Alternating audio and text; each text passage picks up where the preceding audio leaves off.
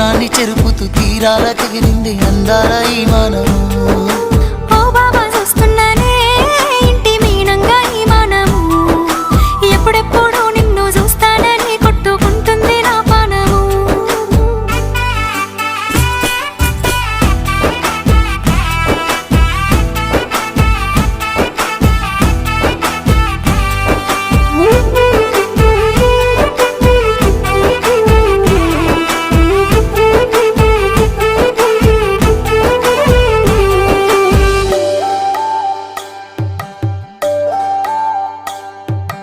ఇంటినక నువ్వు ఉంటే వెనకెనక నేను వచ్చి నీ కళ్ళు మూయంగా కన్నీళ్ళు అంటేనే నా రెండు చేతులకి.